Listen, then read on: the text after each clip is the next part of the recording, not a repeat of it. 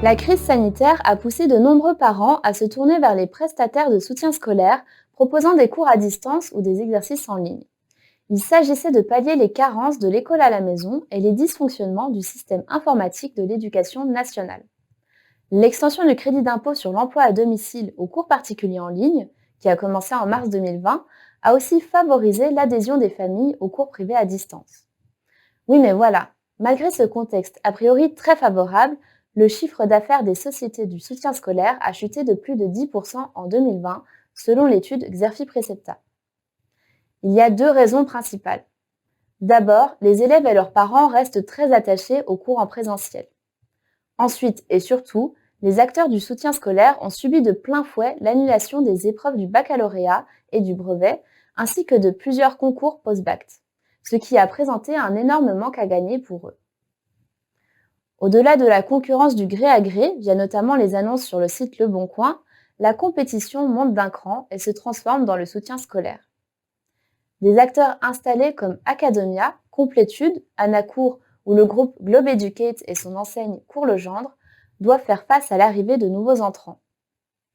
Je pense notamment aux spécialistes des services à la personne comme la conciergerie O2 qui s'est rapidement fait une place de choix sur le marché. D'ailleurs, le succès de son offensive pourrait bien encourager certains de ses homologues à lui emboîter le pas. Je pense aussi aux EdTech positionnés sur les exercices en ligne ou la mise en relation avec un professeur qui ont tendance à accentuer la guerre des prix en proposant des tarifs très abordables. Demain, le groupe La Poste pourrait aussi investir ce marché, lui qui ambitionne de devenir le leader des services de proximité humaine en France.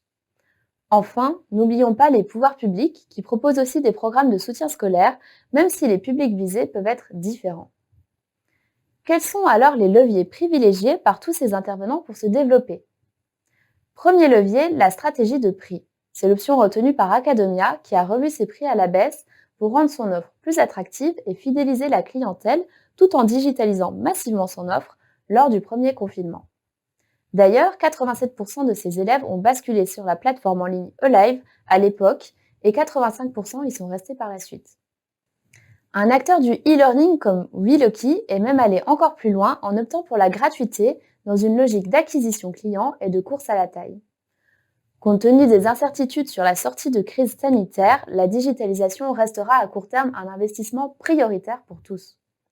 Cela ne signifie pas pour autant que les acteurs du e-learning comme Maxicours vont sortir gagnants de cette période. D'abord parce que l'enseignement à distance est un art compliqué et le face-à-face reste essentiel pour transmettre des connaissances. Ensuite, parce que les enseignes traditionnelles disposent d'une offre en ligne crédible, en mesure de rivaliser avec les plateformes.